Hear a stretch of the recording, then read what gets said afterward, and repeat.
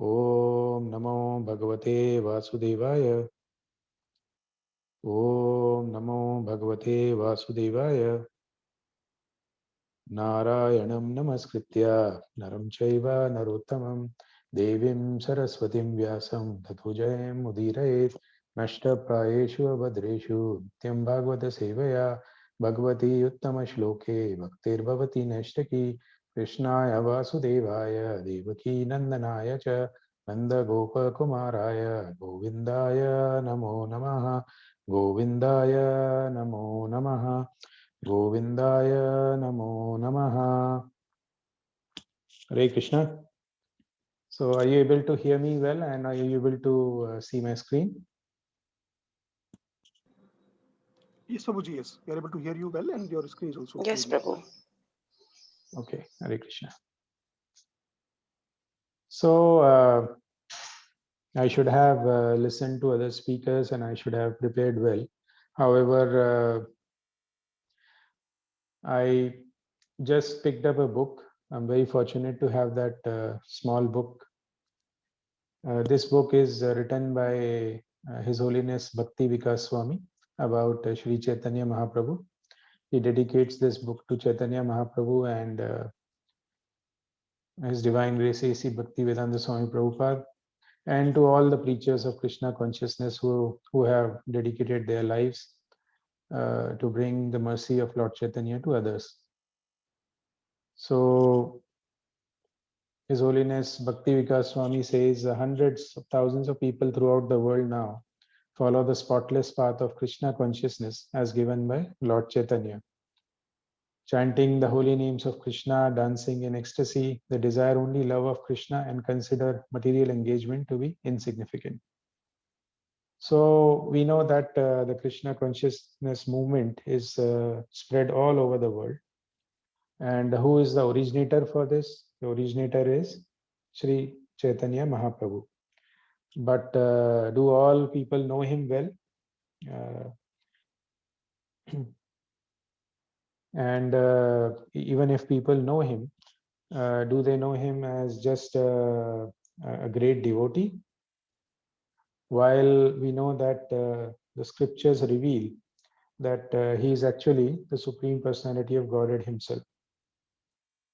So Bhakti Vikas Swamiji, he has written this book taking from the biographies, original biographies of Sri Chaitanya Mahaprabhu, which is the Chaitanya Charitamrita and Chaitanya Bhagavata. So I haven't had the opportunity. I would like to, as I said, this is a beginning for me. I would like to read more. And Sri Bhakti Vikas Swami says that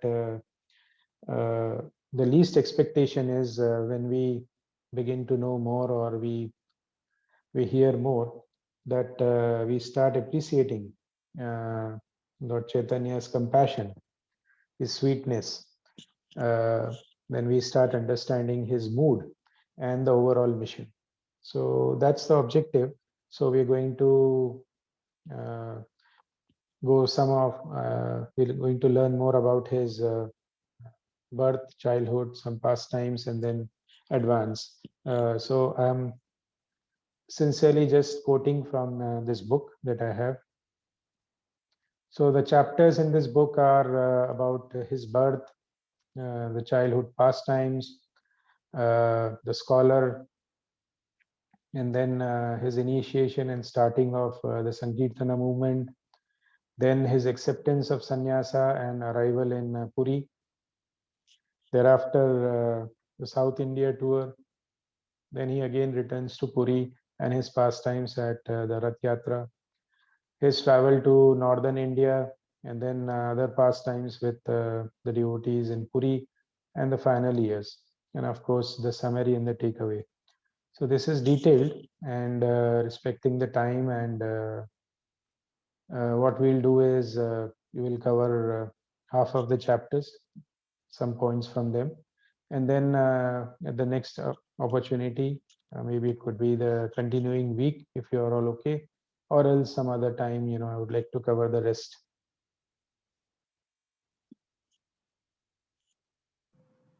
Hari Bol, it will be great, Prabhu. Yes. Hare Krishna. So let's begin with some interactive, questions. So, what are the different names of Lord Chaitanya? Gauranga, Prabhu. Yes, you're right, Prabhuji. What else? Nimai, Nimai, that is also correct. Sachinandan, Yes. Mahaprabhu. Mahaprabhu, yes.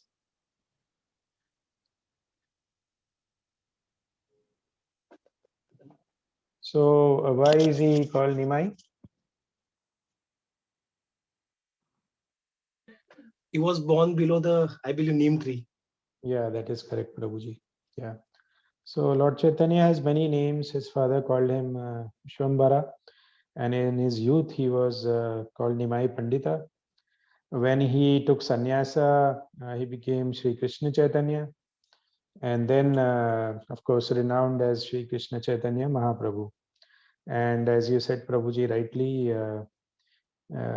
throughout his pastimes, he was also known as Gauranga or Gaur Hari. And this is due to his golden complexion.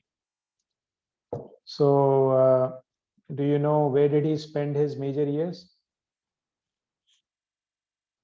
In Jagannath Puri, Prabhu. Yes. So the first 24 years were in Navadvipa, West Bengal.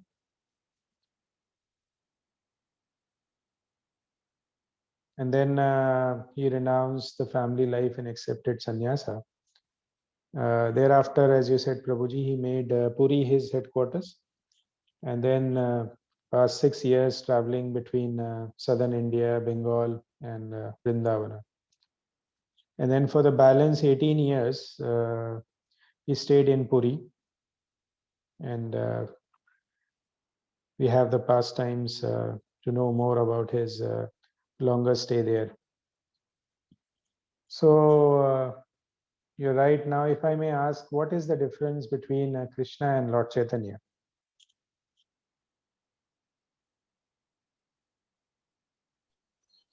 Hare Krishna Prabhu.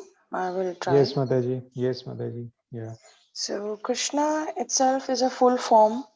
However, Lord Chaitanya is an incarnation of Lord Prabhu. Okay. However, he is also himself Lord, but that is the only difference. What I understand is it's an incarnation, and Krishna himself is a Lord, a supreme, and this is kind of like messenger incarnation. What I understood so far in many lectures, Prabhu. Thank you, Okay. Prabhu. That's what. So if Hare we go Krishna, in Prabhu. Hare Krishna, Prabhu. Yes, please. Prabhu, my view would be there is actually no difference between Krishna and Chaitanya Mahaprabhu. Chaitanya Mahaprabhu is Krishna himself, but with a different mood of Radharani or a devotee.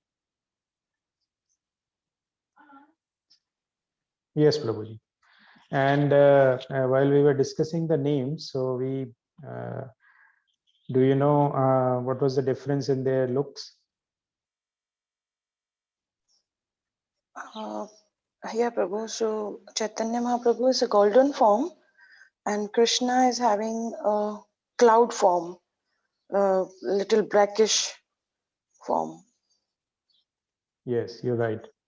So Krishna is Shyam Sundara, who is blackish and beautiful, and Lord Chaitanya is Gaura Sundara, golden and beautiful. And why is it? Why is he golden, or why is he so fair? Because of the combination with Radha, who is his eternal consort and pleasure potency, as we know.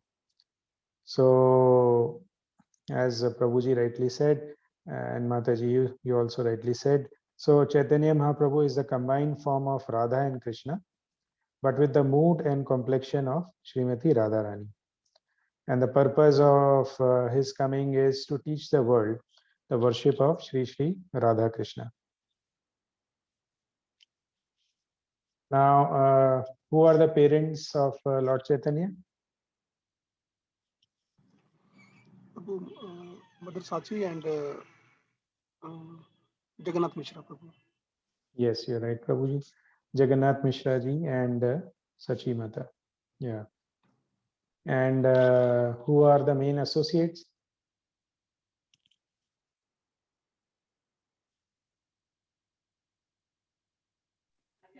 Panchatattva to start with, Prabhu. Yes. And to take this little bit forward, so do we know, as we know from there's always a relation, right? That in the previous yugas or in earlier, somebody was Narada Muni and then he has taken, this form here. So do we know that association or relation from the previous yugas for parents and associates?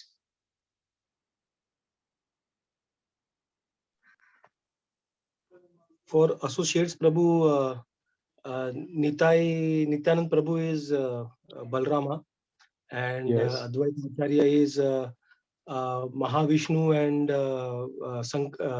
Sadashiva.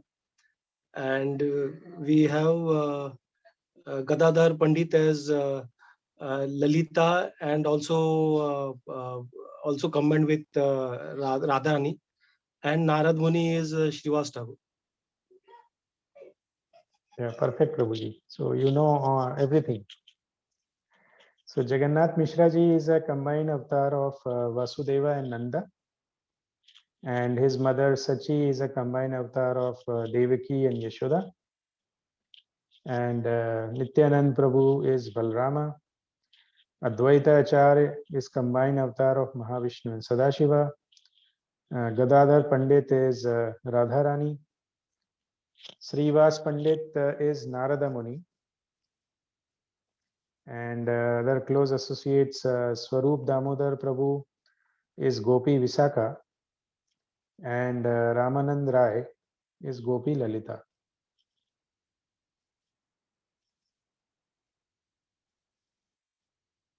Thank you for the answers. And I will move on. So I'll take the first chapter, which is about the birth of Mahaprabhu. And I'll begin with the parents. So we know that the parents, Shri Jagannath Mishra and Mata Sachi Devi, they were exalted devotee of Lord Krishna. And Mahaprabhu appeared in Mayapur. That was in 1407, and that was a full moon night. And he appeared during an eclipse of the full moon, when the entire Navadvipa was vibrating with the name of Sri Hari. So we know that whenever the Lord comes, there are very special signs.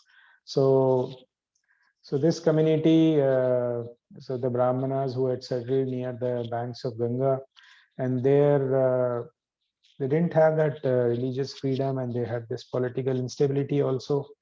And the Vaishnavas were constantly praying, and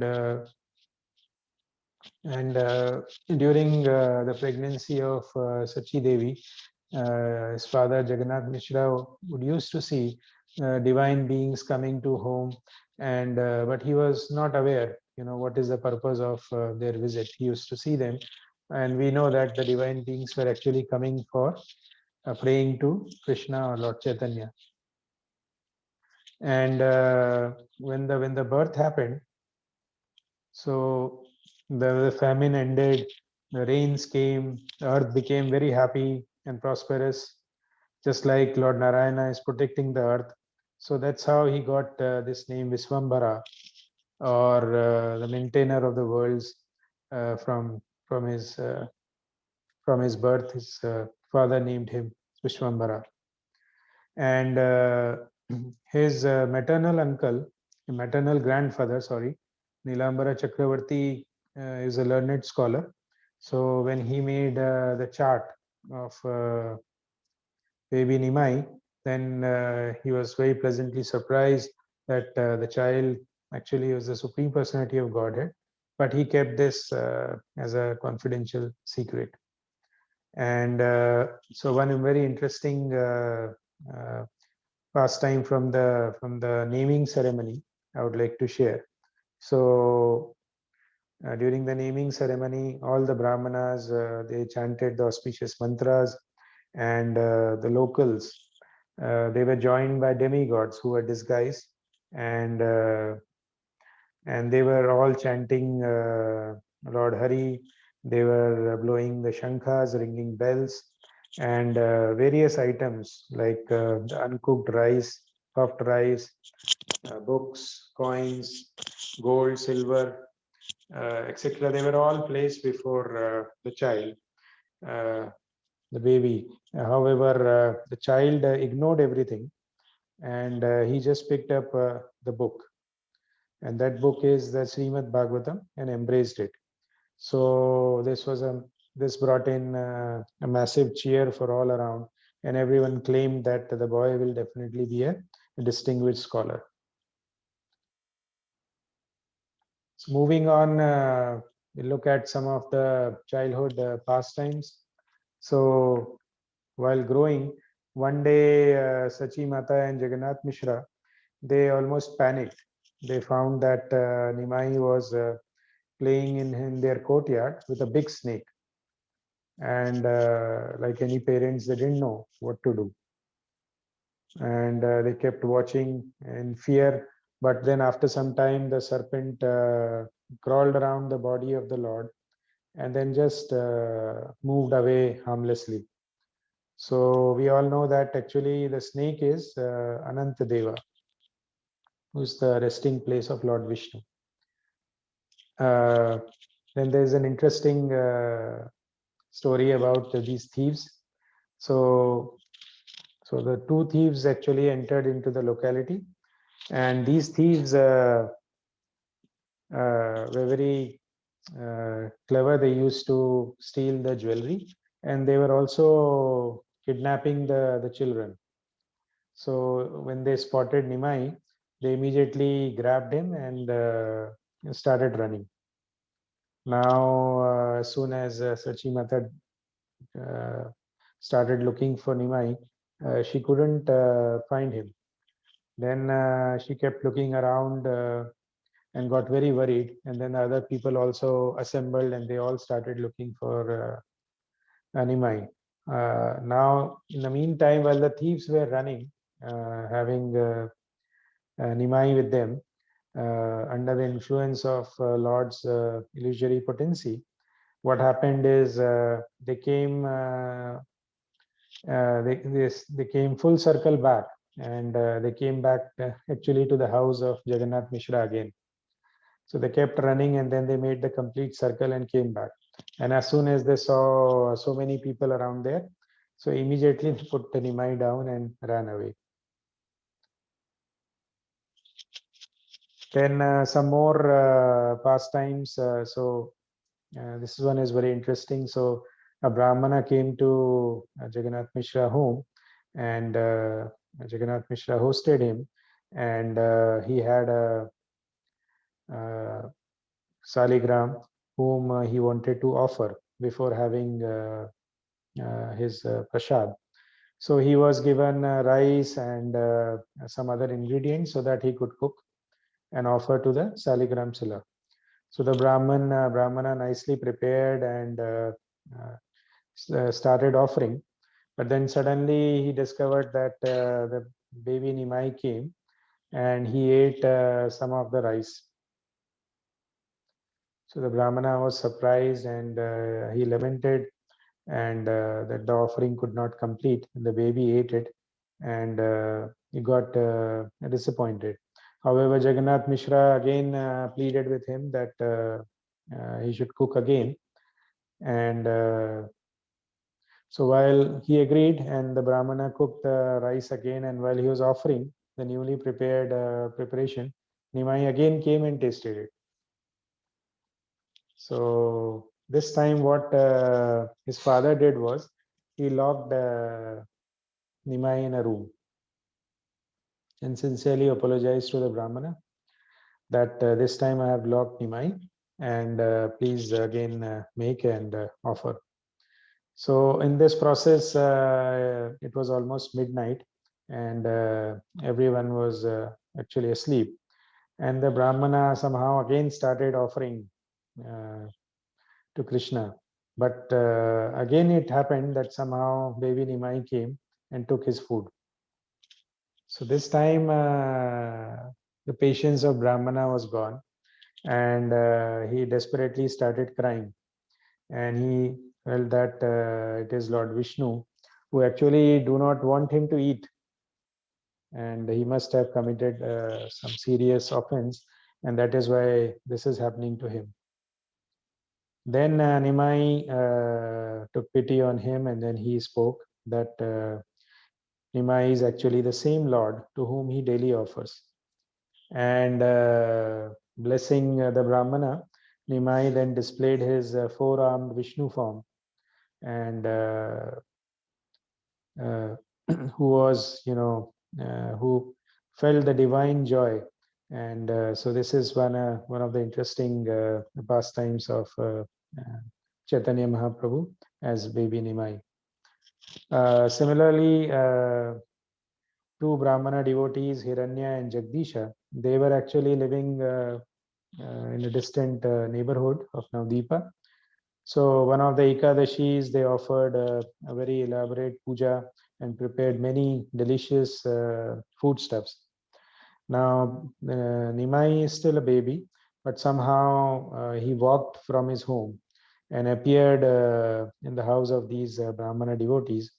And then he told them that whatever that you have made, give it to me.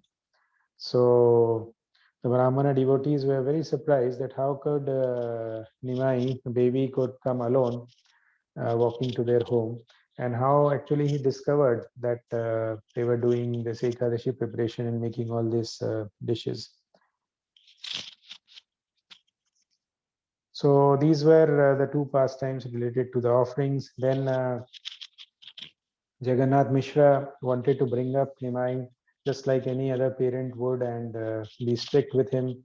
So it happened in one of his dreams, a divine being came up, and then he said to Jagannath Mishra that why are you always chastising Nimai?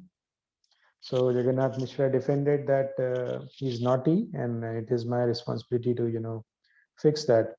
So the divine being reasoned that he's already a highly elevated personality and there is no point in chastising him.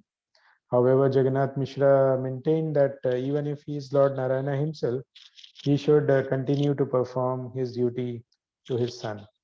And that made the divine being very happy, and he blessed Jagannath Mishra. So the lesson for us is here that as parents, it is our duty to guide our kids into the Krishna consciousness, and whatever duties that we should be doing towards them, we should continue. Then on the Ekadashi, Nimai fell to his mother's feet, and he begged her that I just want one thing from you in charity.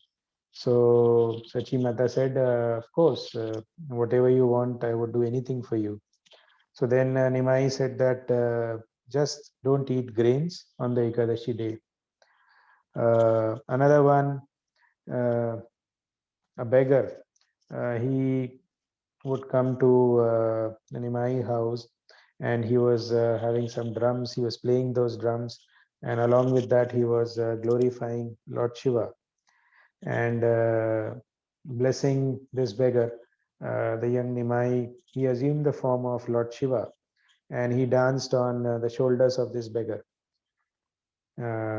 So these are some of the childhood pastimes. There are many more, very interesting ones. And as Nimai was growing up, so Jagannath Mishra ji, he organized the thread ceremony. And then he was sent, Nimai was sent to the school of Gangadesh Pandita. And as we know, like when Krishna went to the Sandipani ashram, like similar way, Nimai quickly mastered all the logic, grammar, philosophy, and became a noted scholar. So these are some of the childhood pastimes from Sri Krishna Chaitanya Mahaprabhu. So I will move to the next chapter unless you have any questions or comments.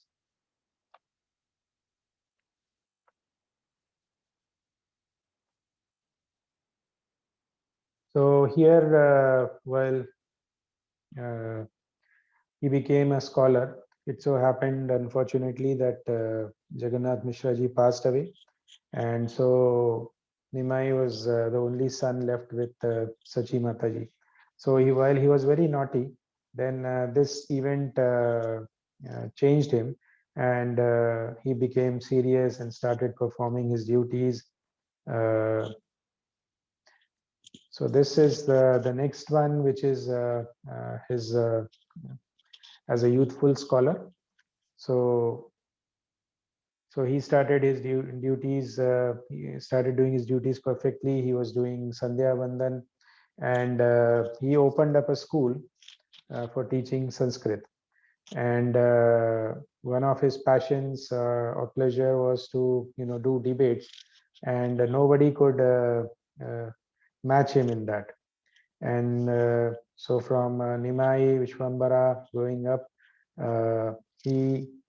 people started calling him a Pandita. So he started, people started addressing him as Nimai Pandita.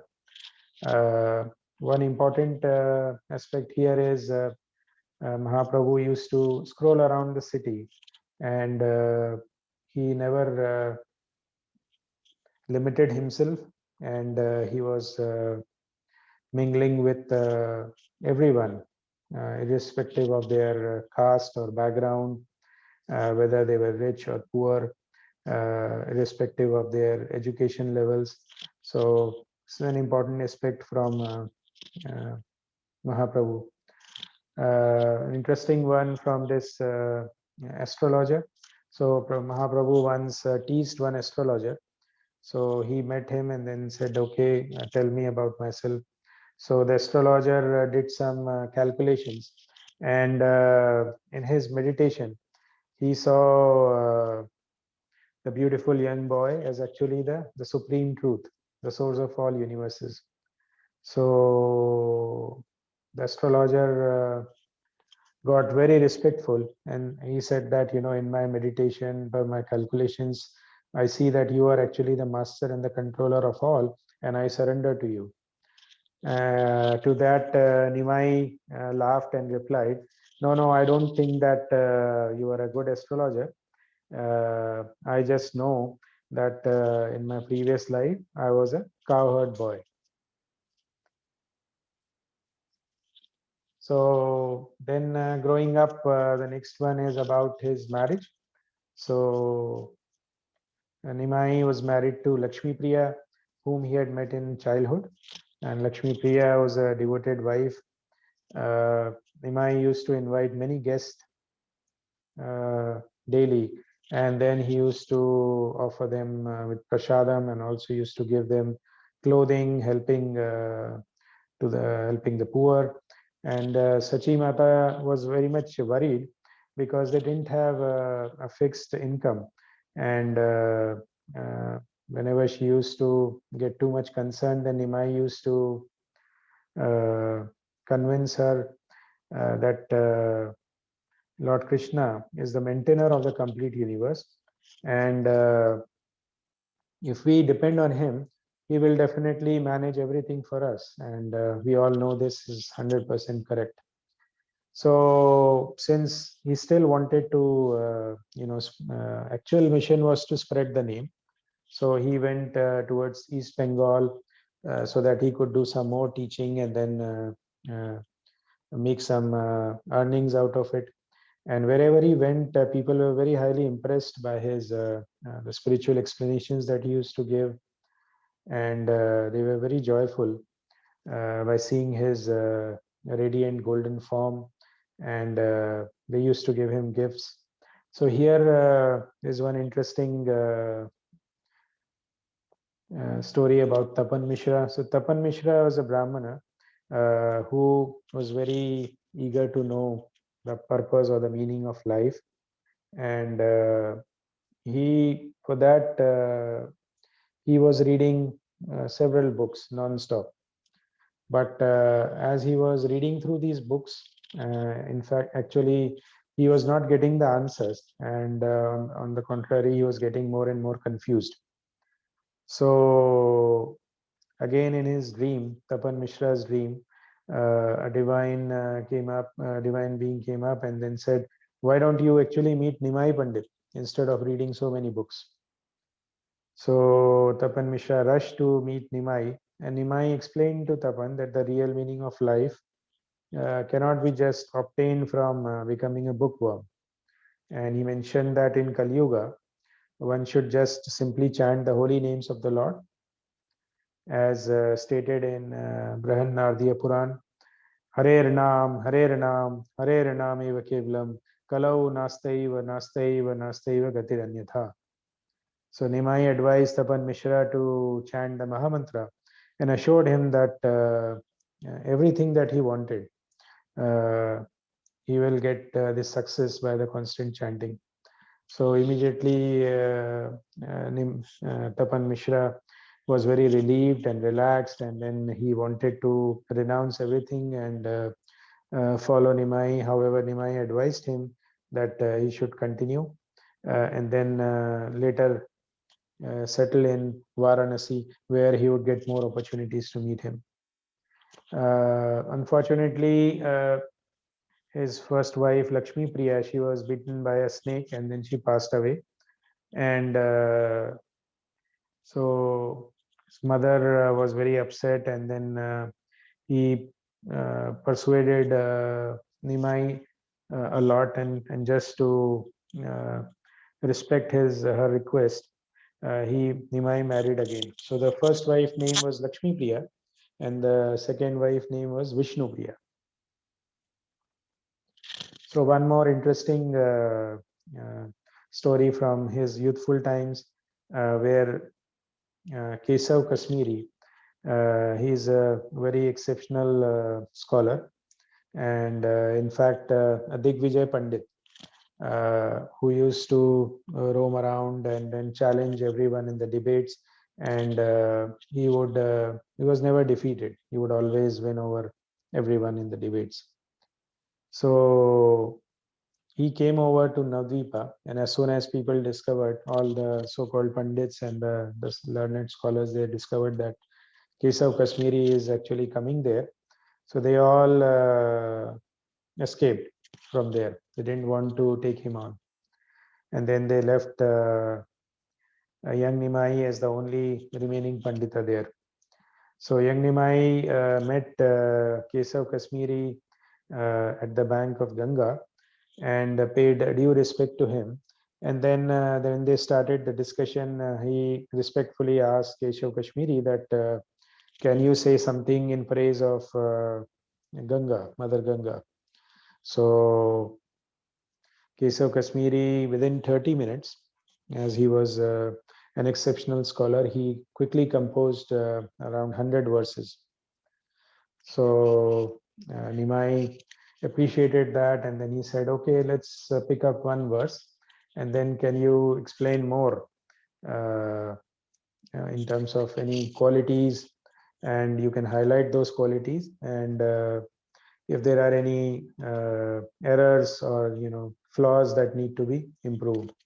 However, Kesav Kashmiri maintained that no, everything that he composed is flawless, and he doesn't see any mistake. So then, to the surprise of Kesav Kashmiri, Nimai picked up one stanza, and then he repeated that stanza. And Kesav Kashmiri said, oh, actually, I just composed, and then I said, it's so fast, just like a blowing wind. How could you, capture that? So Nimai told him that he was also a Shruti Dhara.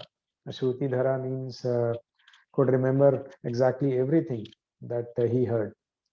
So then, further surprising, Kesav Kashmiri, Nimai went on and he highlighted a few good points first, and then he also found some of the defects and the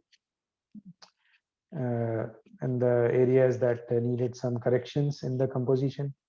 So Kesav Kashmiri was completely speechless and shocked, and he returned and as he used to pray, so he prayed to Goddess Saraswati that I've been always blessed from you, never actually defeated, never had any problems in the debates, and nobody challenged me.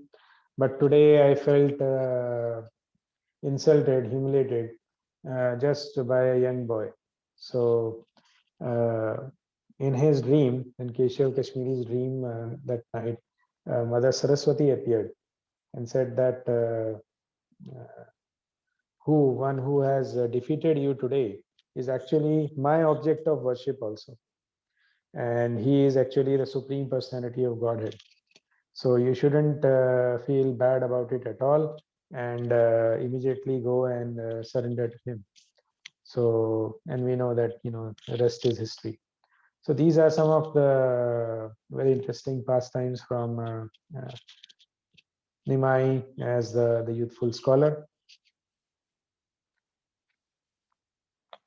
And I'll continue. Next is about a very long chapter about the initiation and then starting of the Sankirtana movement. So Nimai was initiated by Ishwarapuri. Well, actually, he had gone with his friends to perform the Shraddh for his father, and there he met Ishwarapuri. And Ishwarapuri initiated him and then instructed him to chant the names of Krishna. And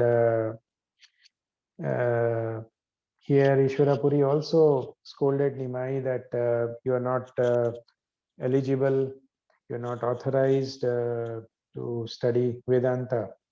And so we all know that Nimai is actually the Lord himself, and the Lord doesn't need to be told anything.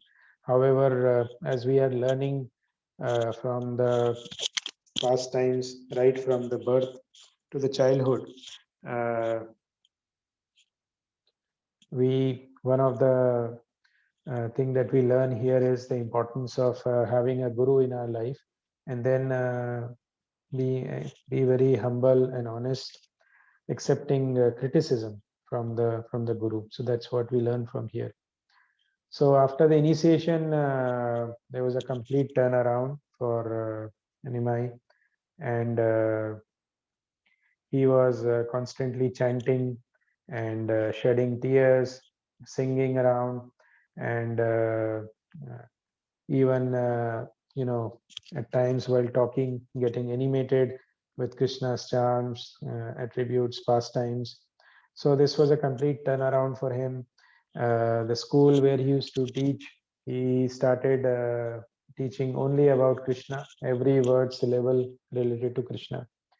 And the devotees who were coming to the school, they were very pleasantly surprised and said that you have completely changed, and this is different to what you used to teach us earlier, and very difficult for us to follow. But then Nimai was determined, and he said that actually I know nothing else except this one. So I'm going to just teach this. You are free if you want to take up some other school, other teacher. However, everyone stayed being attracted and benefiting from all the glories that were taught to them. And his mother also got very concerned, and in the discussions with her, he used to tell that yes, I'm constantly thinking and chanting and singing only about Krishna, because everything else other to Krishna is unreal. It is not important, and Krishna is the eternal truth. So Sachi Devi she actually wanted to consult Srivas Pandita. And Srivas Pandita, when he learnt about this change in the Nimai Pandita, then he assured Mata Sachi Devi that no need to worry. Whatever actually Prabhu is displaying, they are all signs of a exalted devotee. One of the from his friend Gadadhar Pandit once, Nimai suddenly asked that where is Krishna, and Gadadhar Pandit replied to him that Krishna is actually in your heart. So Nimai started to tearing his skin, and immediately Gadadhar Pandit consoled him that no, please don't do that. Krishna is definitely in your heart and he will come soon. So like this, we see this advancement, and in this chapter we also learn about Nityanand Prabhu, who appeared in another part of Bengal. He was a boy. At that time, Sannyasi appeared in their home, and then he desired to take Nityanand Prabhu with him, and then Nityanand Prabhu roamed with the sannyasi, went to the different parts in Mathura and other places where he heard about Gauranga. And then Nityanand Prabhu also comes to Navdeepa, and then there's a story where Mahaprabhu knows that Nityanand Prabhu has arrived, and he sends his associates to look for him, his friends to look for him, but they cannot find him. And then Mahaprabhu himself goes, and he finds him, and then there is this glorious association. And then thereafter, Nityanand Prabhu becomes his main assistant.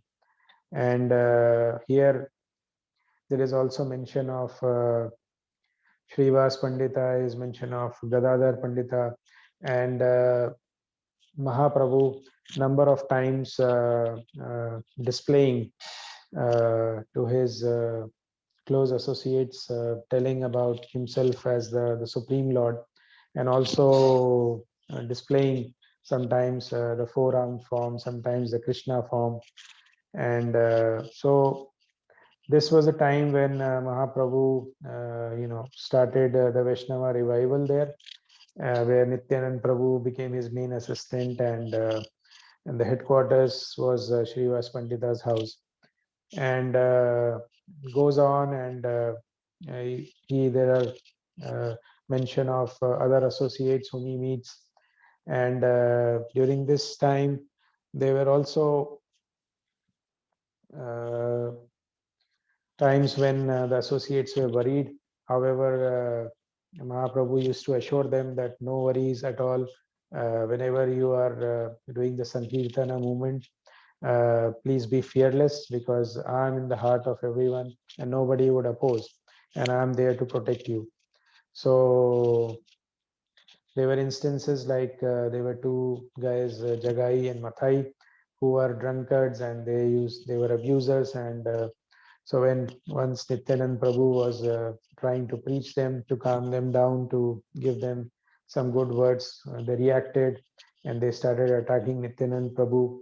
Now, Nityanand Prabhu is so dear to Mahaprabhu, so as soon as Mahaprabhu learnt about it, he rushed there, and then he took his Sudarshan Chakra. Then those people immediately surrendered, and so on. During that time, it was a Muslim rule there. So as I mentioned, so there were some they were not clear about the intent, about the processions that used to go around in the city, and then the purpose. However, Mahaprabhu was always very polite, and he used to engage in discussions and then convince whosoever was trying to argue. And then there are some very interesting pastimes, like Mahaprabhu was once near a lake where there was a deadly, fierce crocodile there. But Mahaprabhu went and then he put his feet over the head of the crocodile, and everyone was surprised that the crocodile turned into a nice human form. And then we learned that this was he was having a curse. Earlier, he used to hold the feet of the devotees who were doing Gayatri mantra. He go underwater, and then so he was cursed to become a crocodile. So this was a story about deliverance from Mahaprabhu.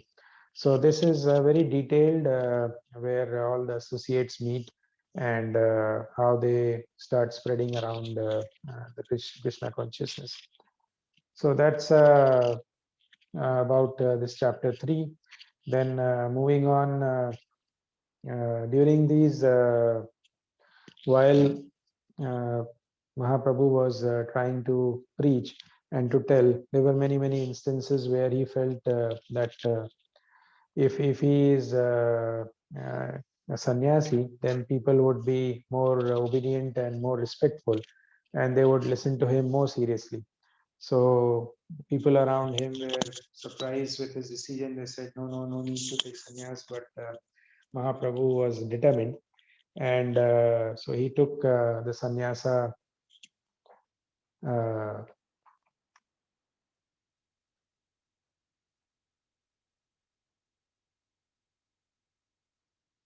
So either here Sachi Mata's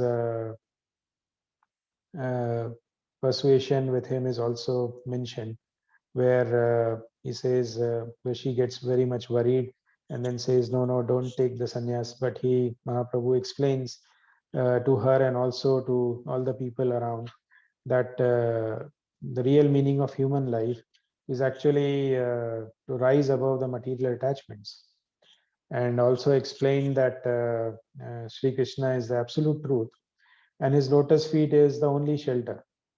So the mother should not worry who she is, who is her son, and absolutely focus on serving the lotus feet of Krishna. And he further said that simply by loving Krishna, you will become free from the cycle of life and birth. And Krishna is the only real friend and well-wisher. And also told to Sachi Mata that when I take sannyasa, so it will not just guarantee his liberation, but her liberation as well. And also, when he accepts the sannyasa, he would be able to go around and preach to people without any restrictions or any worries for his other responsibilities. So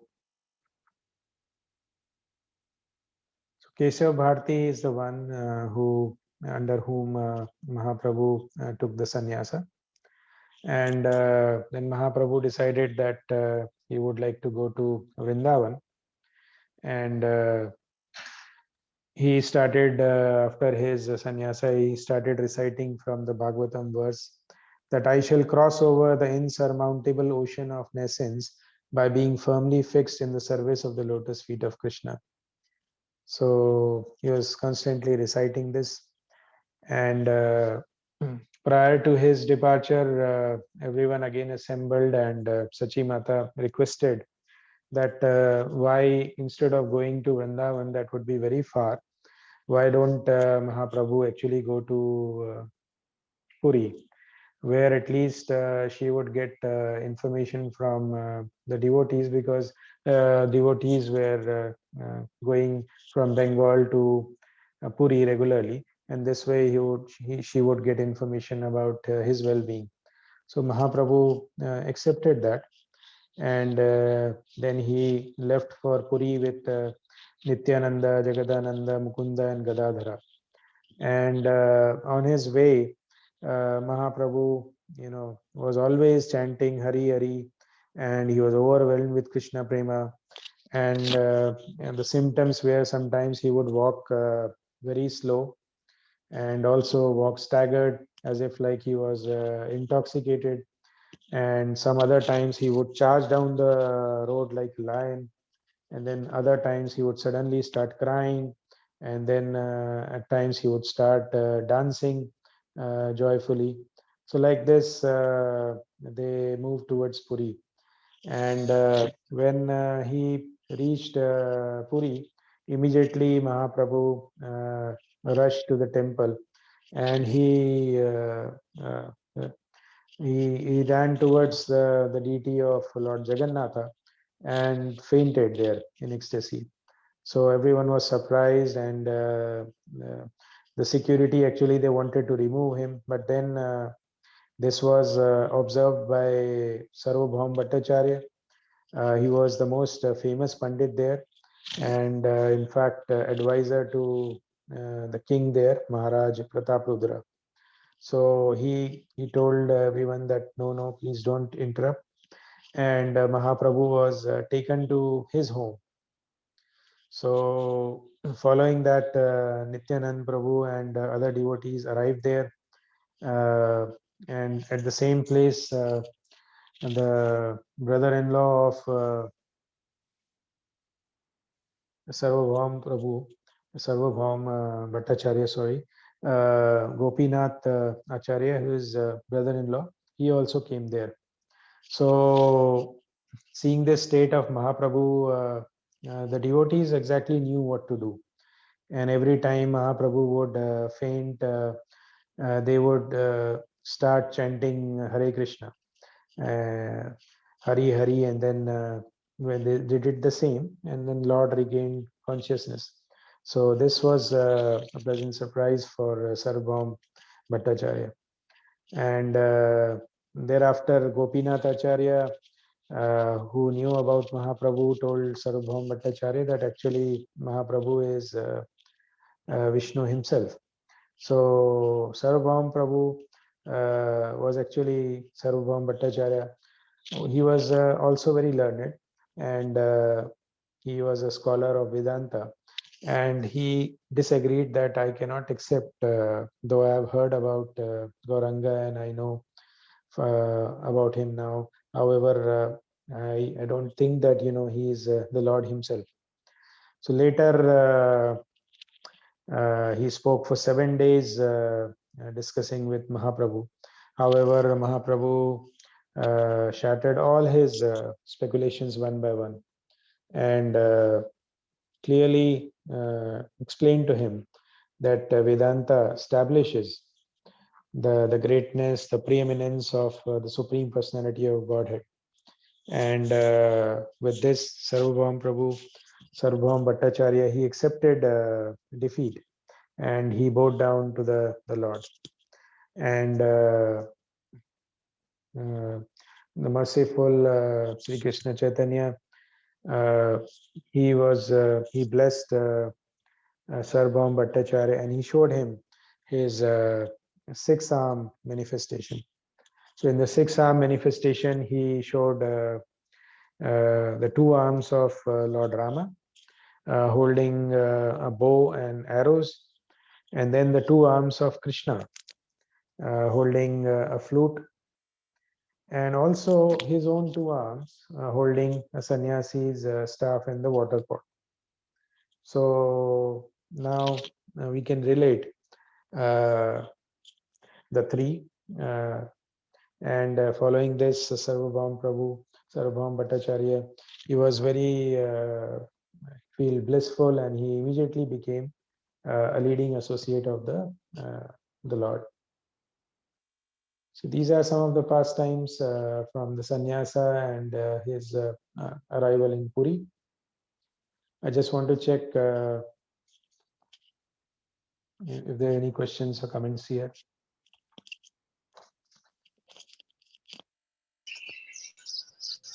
No, Prabhu. We are enjoying Okay. the pastime. All right. So I'll move on. Then Gauranga proposed that you would like to tour South India, and all the associates said, okay, if you're going to South India, then we would also like to come with you. But then he insisted that no, I only want to go there. However, on their request, he took one servant, Kala Krishnadasa, there with him. So while on the route, one of the villages, there was a devotee, Vasudeva. So Vasudeva had leprosy, and his body was rotting, and there were worms eating the body.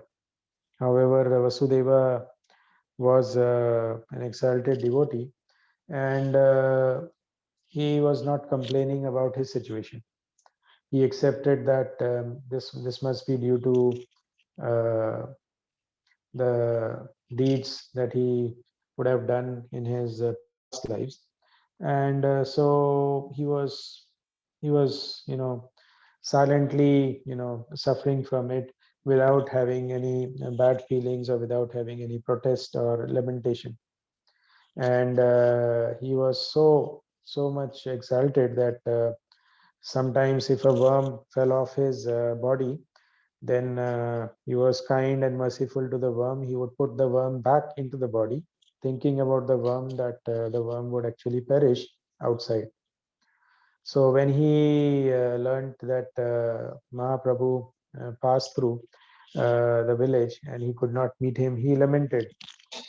He was desperate to meet him, and then he fainted. And through the divine mercy, Mahaprabhu immediately learnt about it, and Mahaprabhu rushed back, and then he embraced Vasudeva, and immediately Vasudeva got cured of his illness. And then he pleaded with Mahaprabhu to give him a boon, that now that he has got this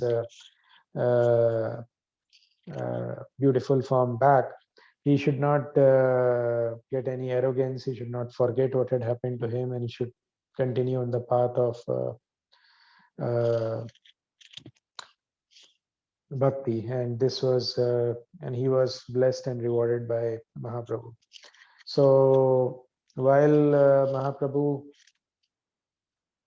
was traversing through the southern India, then Mahaprabhu used to often chant. So you can see below in blue, if someone would like to recite this.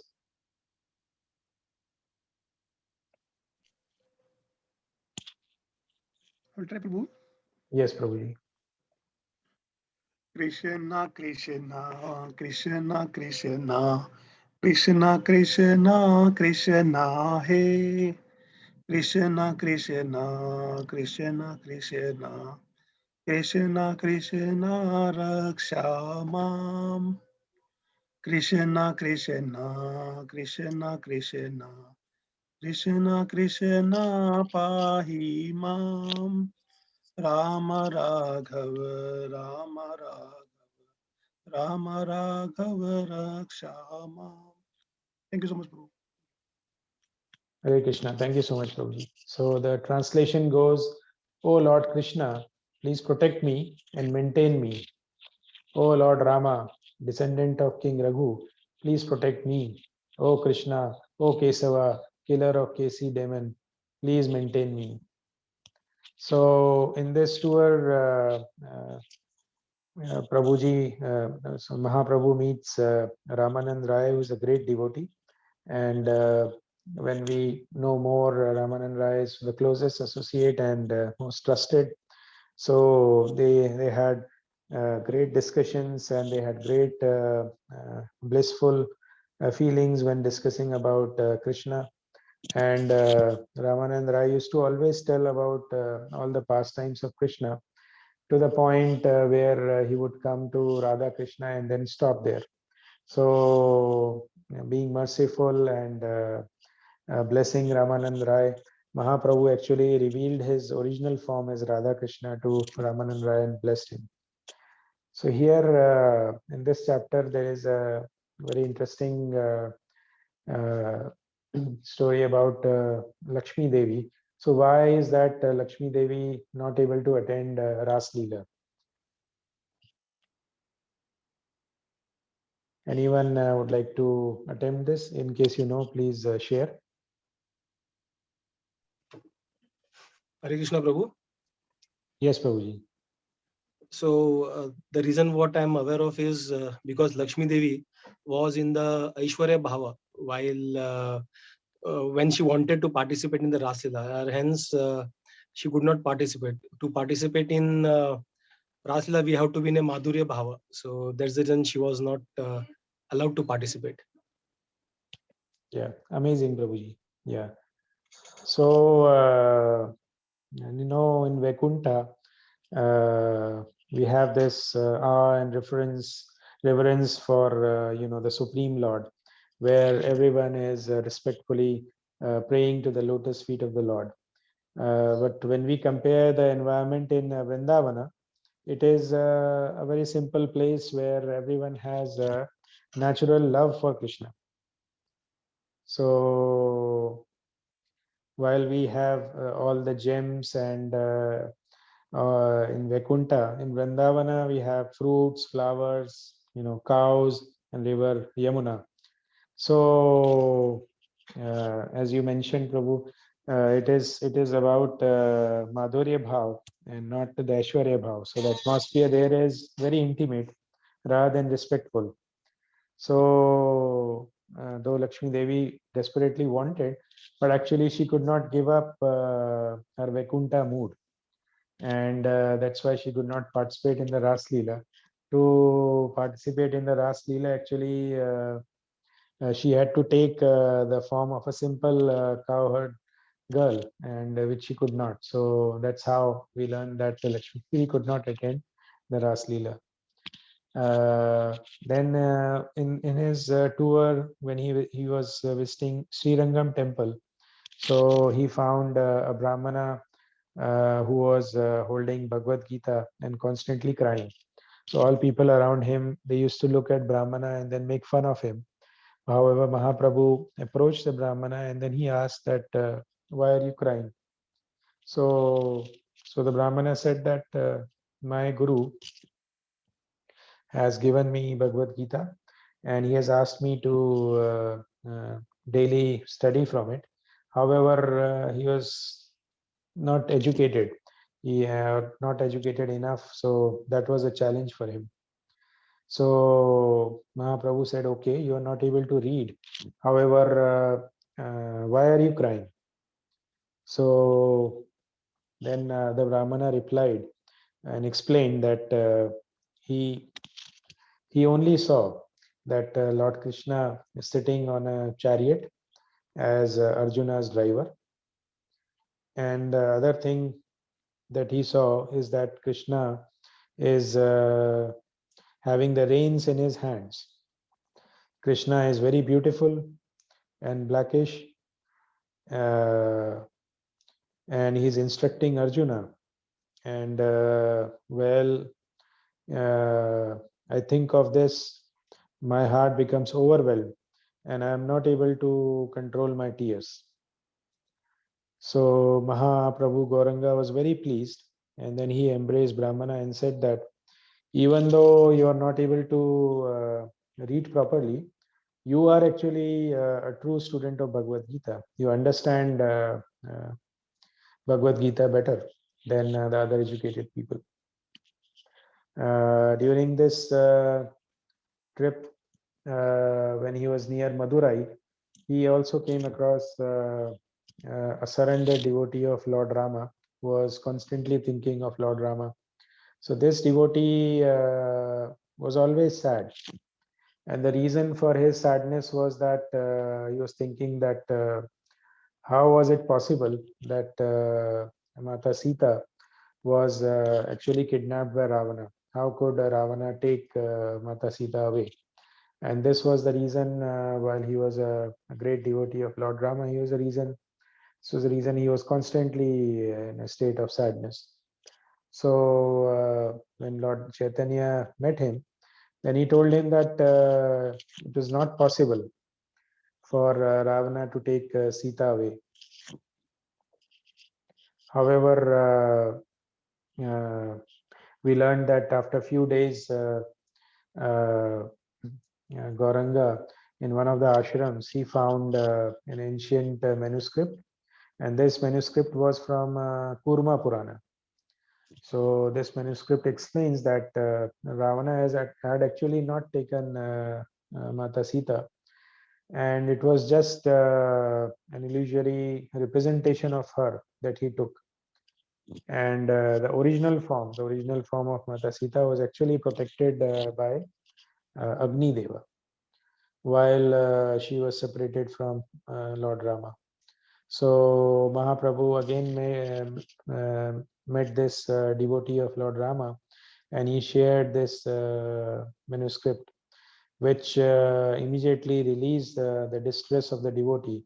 And he was so pleased and tearful, blissful, that he uh, bowed down to Mahaprabhu and said that you are in fact actually my dearmost Lord Rama. So this is another story from the past times.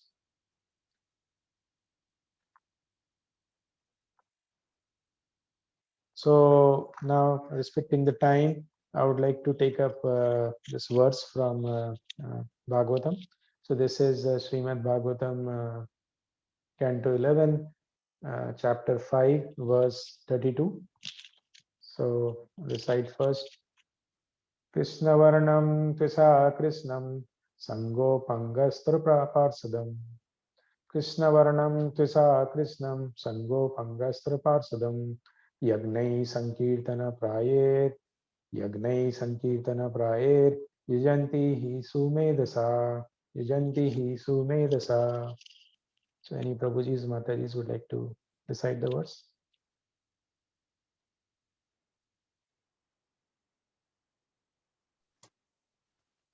कृष्णवर्णं द्विषा कृष्णं सङ्गोपाङ्गास्त्रपार्षदम् यज्ञैः सङ्कीर्तनं प्राये यजन्ति हि सुमेधसः.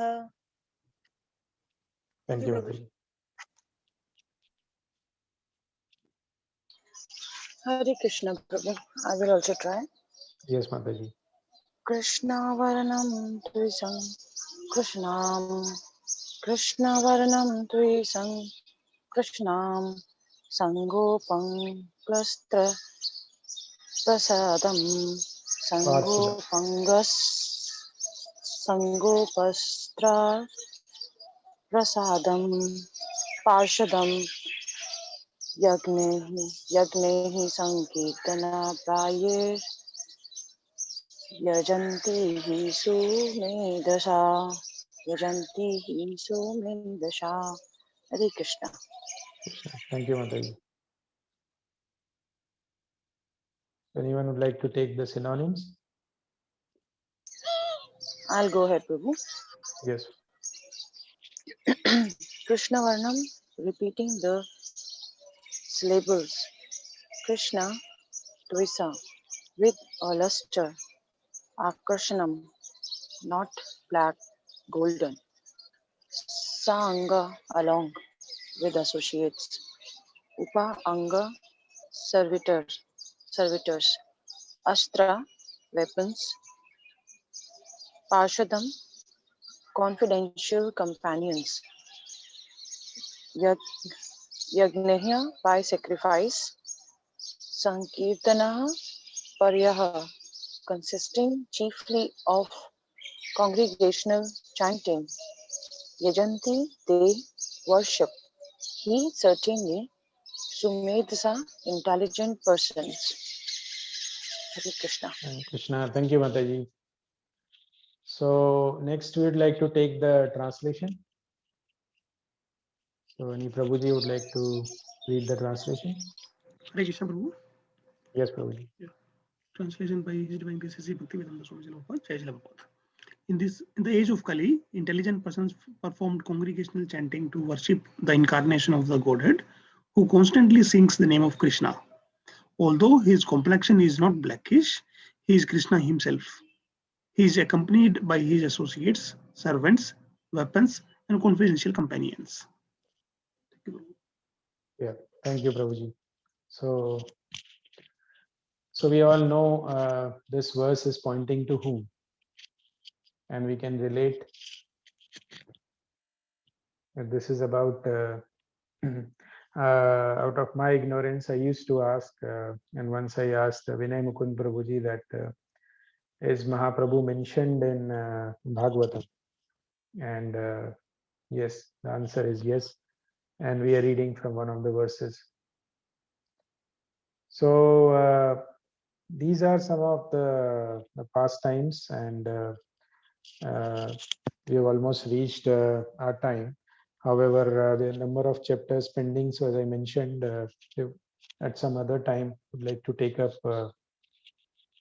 more information about those chapters that talk about his travel to northern India, about his other pastimes in Puri, and we regularly recite the teachings of Mahaprabhu. So I would like to still go through the takeaways or the summary, and then we can wrap up for your insights. So these are very important. I would like to read, and we can even take turns in reading. So although he is Krishna himself, he came in the form of his own devotee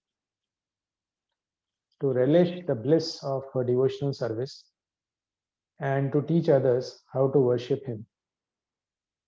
He didn't advertise himself as a supreme lord, for this would have disturbed his adopted mood of a devotee. So this is something I confess for myself. I did not know this, and that's why I was ignorant and confused, and I didn't understand. And I was always thinking that no, if he is Krishna himself, then he has to be all powerful, and he can do anything that he wishes. However, we learn that Krishna has actually come in the form of his own devotee, so that not only he is also relishing the bliss of this devotional service, but he is actually teaching us how to worship him. And in this process, it is important that he's covered. He is not declaring himself as the Supreme Lord, because then it would disturb his mood for devotee. So the next one, Sadhu Sevan Prabhu, can you take it? Yes, Prabhuji. Anyone who accepts Sri Chaitanya Mahaprabhu as the Supreme Personality of Godhead and chants his name together with the names of his associates, Sri Krishna Chaitanya Prabhu, Nityananda Prabhu, Sri Advait Gadadhara Srivasadi Gaura Bhakta Vrinda, and also chants the Mahamantra, he will receive the mercy of the Lord Chaitanya and make rapid progress on the path to the Godhead. Thank you. Yes. Jai Shri Krishna Chaitanya Prabhu Nityananda Shri Advaita Gadadhara Shivasadi Gaura Bhakta Vrinda. So we are constantly reciting, and we are also reciting the Mahamantra Hare Krishna, Krishna Krishna, Hare Hare, Hare Ram, Ram Ram, Hare Hare. So the third one, Sant Gopeshwar Prabhu, can you take this? The third para, right, Prabhu? Yes, Prabhuji. Mahaprabhu brought Vaishnava philosophy and indeed our philosophy to its ultimate conclusion, which is with his Achintya Bhedabhed Tattva. The individual souls are one with God in quality but not in quantity, like a drop of water and the ocean. Simultaneously oneness and difference. Bhagavad Gita 15.15. Yeah, thank you, Prabhuji. So this is very important. While there was so much confusion around with the various school of thoughts, that some were preaching that you are actually him. That means we are God.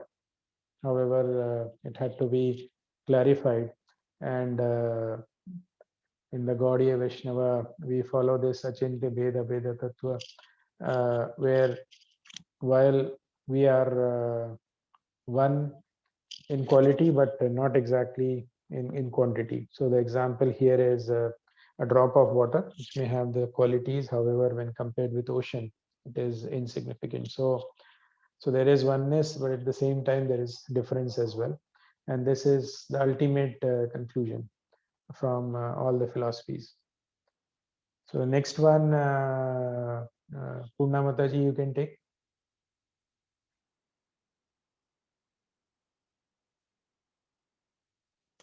Sorry, is Yes, Mataji there? Yeah. yes, sir. Lord Chaitanya established attainment of love of God as the ultimate purpose of life, even above liberation from material existence. He declared the conjugal love of God on the level of gopis as the topmost ideal. Yeah, thank you, Mataji. So all of us, we know that the liberation from this existence is something that we are desiring for. However, Lord Chaitanya established that a love for Krishna is the ultimate purpose of this life, and it is even above the liberation. And then, as we know, the love of gopis, or the surrender of gopis to the Supreme Lord, is considered as topmost. And this is not to be confused as I know this is not for you. All of you are advanced devotees. However, some people would tend to immediately start comparing. Okay, this is about the girls or the gopis being attracted to the Lord, who's a male, and then having attractive features. It's not like this. So it is about the transcendental love. It is about surrender, and that it is not the relation that we see today on the material plane. So that is that love as an inspiration for us, and it is the topmost ideal, and it is above everything else. That's what Lord Chaitanya established. So next one, Sadhu Seven Prabhuji, you can take. Yeah, Hare Krishna Prabhu. Mahaprabhu predicted that Krishna consciousness would spread throughout the world, and he ordered his followers to become gurus and preach the message of Krishna everywhere. Yes, so we know this has turned out to be true, and Krishna consciousness is spread all around the world. We know the contribution of Srila Prabhupada and all the other devotees towards this, and all of you are also doing this. So, and we know from Bhagavad Gita that the Lord himself declares that anyone who preaches my message to deserving people would be the most dear. So that's what everyone is supposed to do, to become gurus in their with and share whatever knowledge they have. So while Mahaprabhu was making so many devotees, followers, they used to tell him that we would like to join you, but Mahaprabhu used to tell them that no, stay wherever you are, and then try to share this knowledge, and then move over from one village to the other village, from one town to the other town, and like that you spread Krishna consciousness everywhere. So some more takeaways or information about Lord Chaitanya. So if we are looking for any books, he himself did not write any books, and he instructed his followers, especially the six Goswamis of Vrindavan. And we know the teachings of Chaitanya Mahaprabhu, but he himself did not put any books. Then Lord Chaitanya is not to be again treated just like a simple philosopher or a great devotee, but he was actually in this preaching mode, who made the path of love of God available to all. So he made it very simple, and he taught that the chanting of the holy names of Krishna is the easiest and the most effective means of self-realization in the modern age.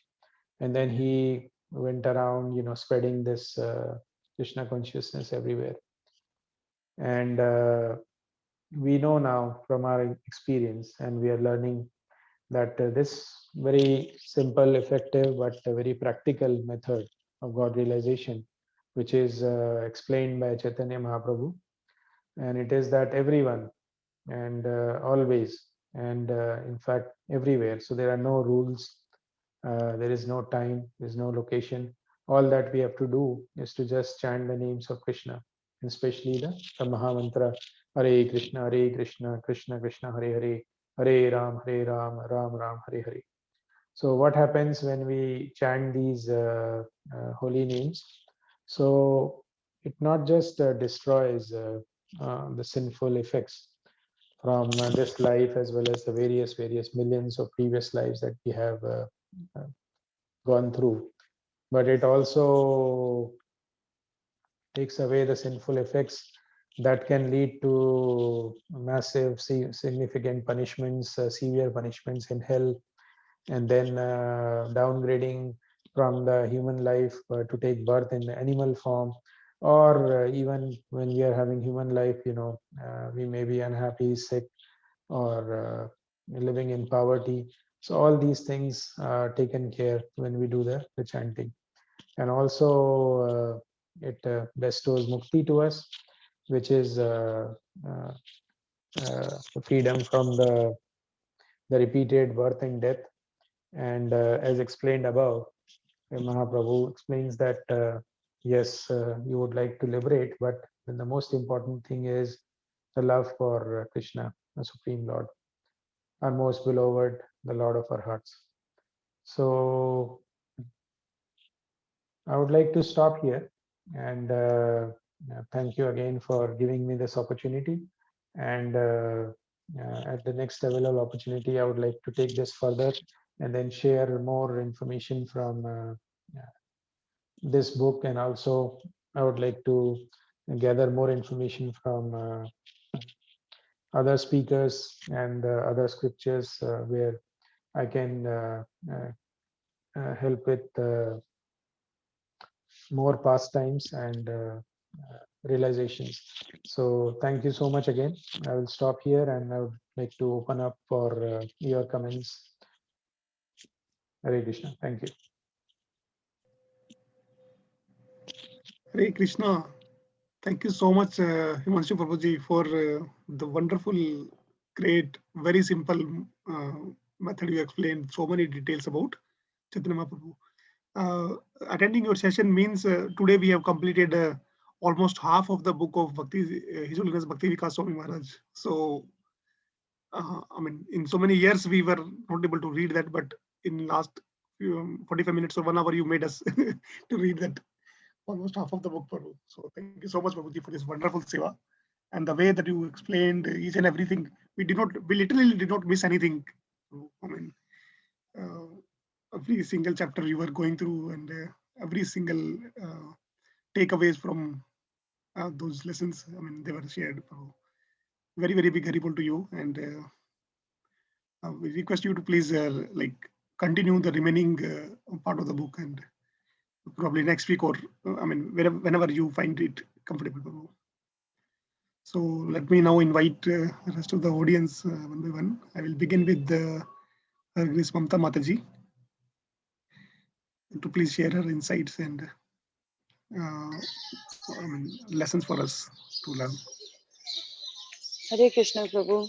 No, Prabhu, lessons, what I will give. I was just enjoying the pastime of Lord Chaitanya. But I'll start from you, Prabhu. Thank you for the Sankirtana and the narrations in between the Sankirtana. That is really unique way of connecting everyone. And I especially like the line where you said we have got the anesthesia.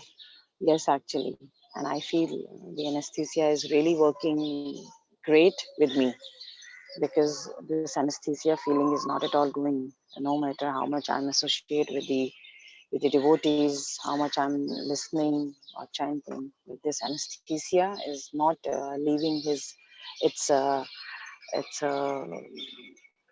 impact.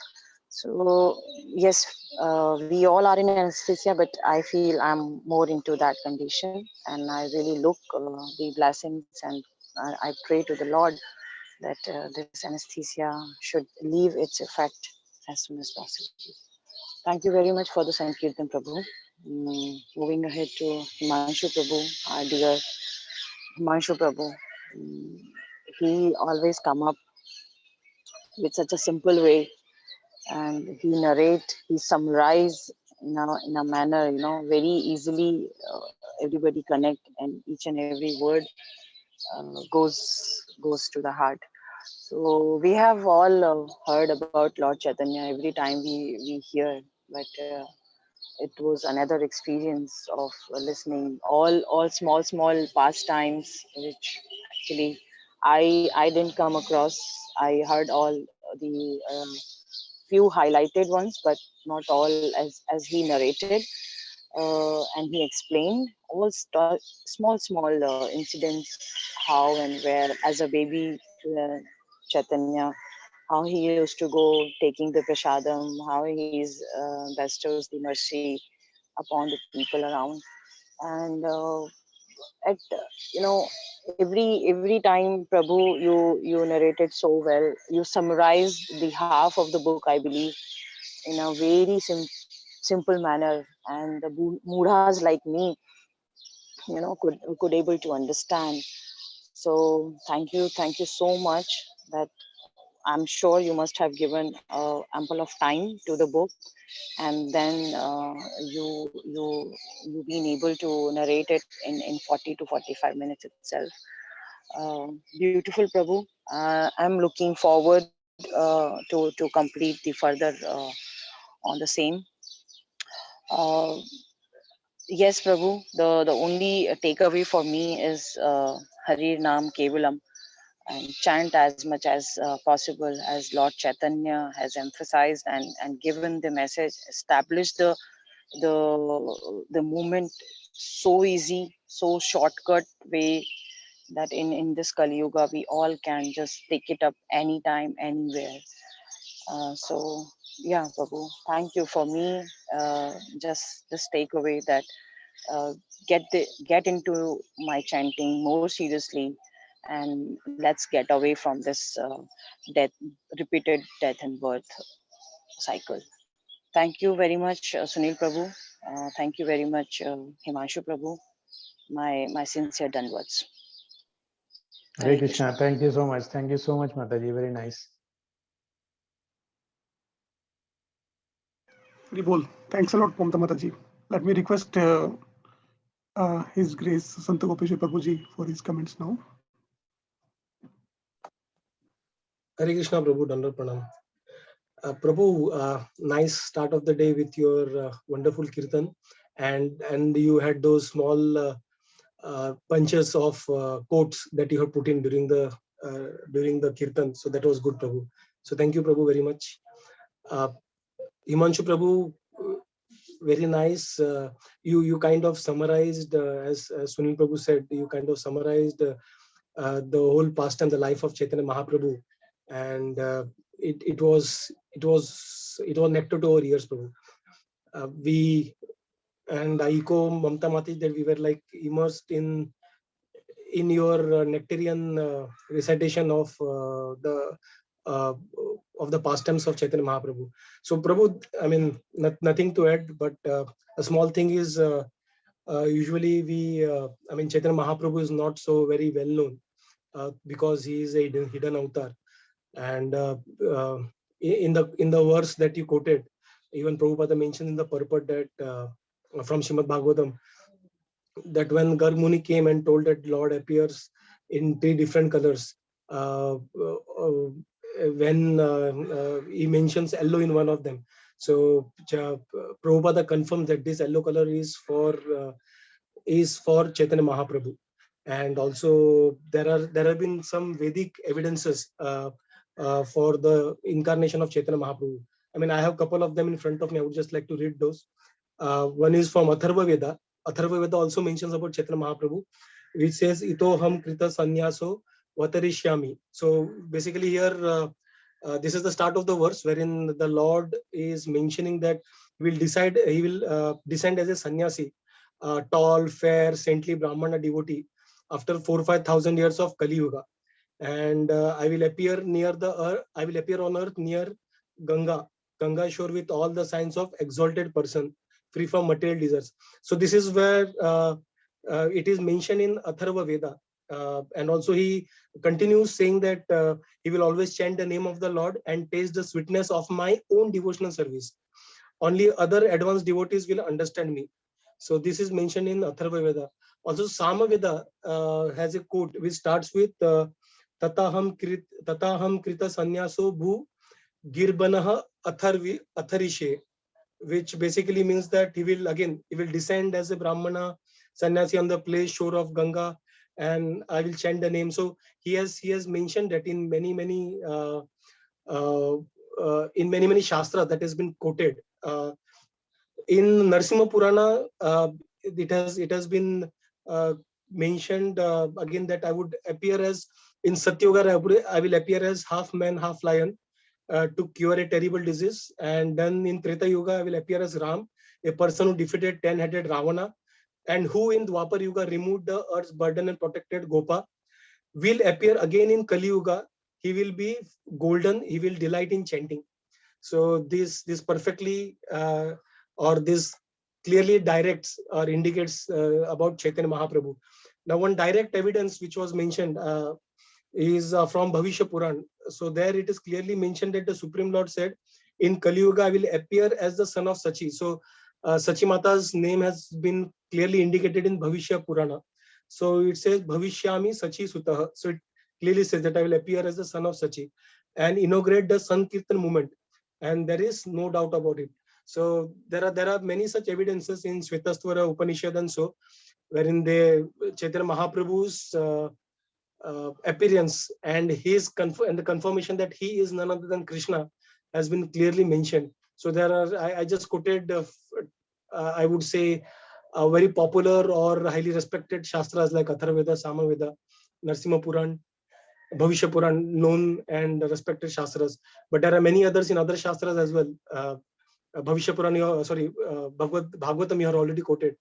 So thanks, Prabhu, for taking up this particular topic. We usually tend to ignore this discussion in our because assuming that we are aware of it. But I mean, every time we listen to it, every time we read about it, we learn new things and we relish it even more. So thank you, Prabhu, for choosing topic and presenting it to us in a very delightful manner, Prabhu. Thank you, Prabhu. Hare Krishna. Yes, this is amazing. Wow, Prabhuji. So many you brought from so many scriptures, and it would be very nice of you if you can just put it in our WhatsApp group also. So I would like to know. Again, I must say that I'm a beginner. Not that I'm an expert in other areas, but on this I've been completely ignorant. And then the good thing is with this great association and with the blessings, yes, I would like to take this forward and be more respectful and also follow the teachings as the most important. So thank you so much, Prabhuji, for these quotes. Please do share. Sure, Prabhu, we'll share. Thank you, Prabhu.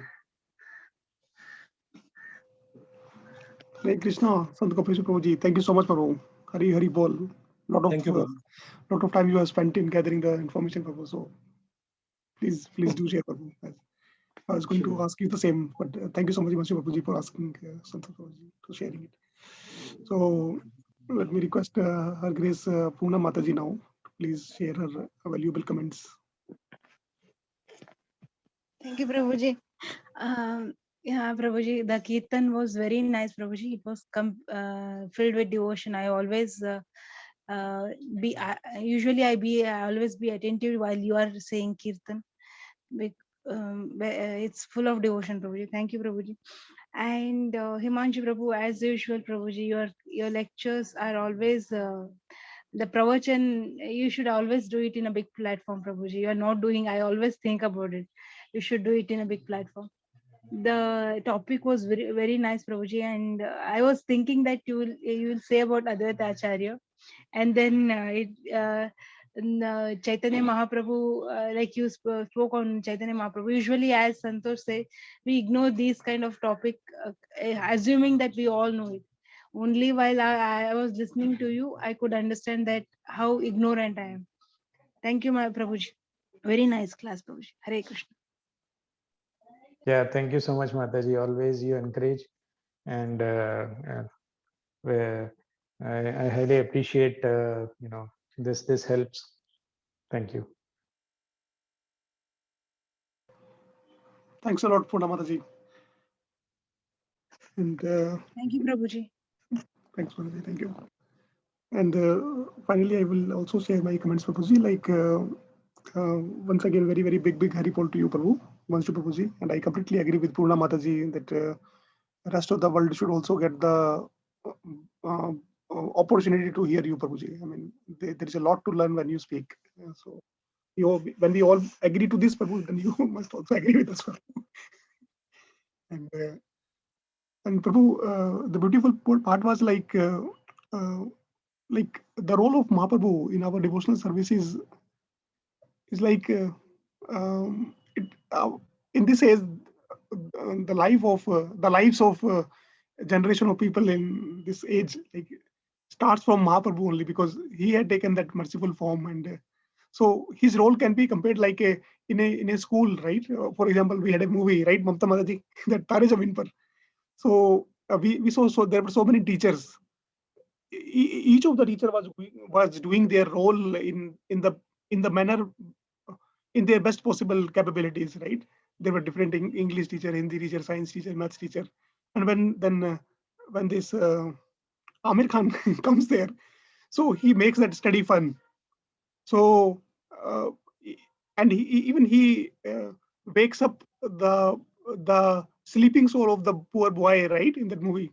So similar is the situation. I mean, sorry, no comparison directly, but just want to use that as an example. Like Mahaprabhu comes into that form where he makes the bhakti as loving, and he even wakes up the sleeping soul in us by his causeless mercy. So the purpose of all the teachers was same. Like purpose of different incarnation was same, to protect their devotees, to right yada yada hidharmasya, to uh, to defeat all the miscreants and to help the devotees. But here, the weapon was the holy name of the Lord.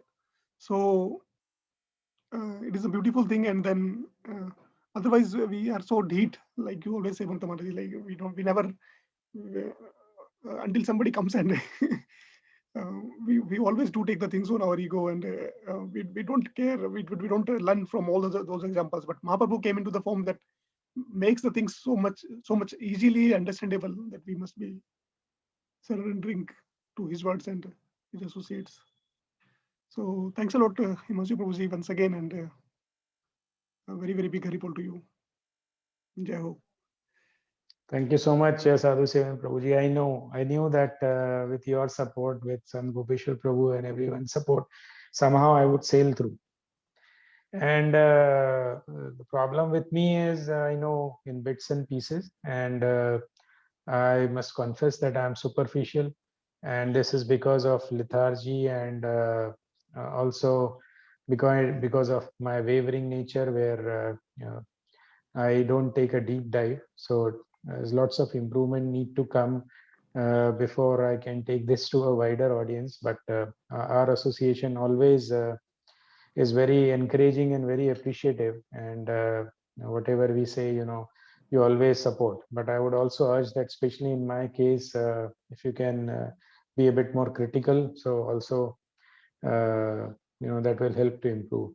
So for me, this is a great platform today to take up this, which I should have learned by now after so many years. But then I feel that yes, there's never that we don't have the right time. It's always there. So it's an opportunity, and I would like to study more, and then the next available opportunity, I would like to take this further. So thanks again, all of you, for your patient listening. And while I just shared some basic information, most of you know, you've been reading yourself and also listening to the various lectures, but you supported, and you also added valuable information. So thanks again. Hare Krishna, Hari Bol. Haripol. Thanks, Prabhuji.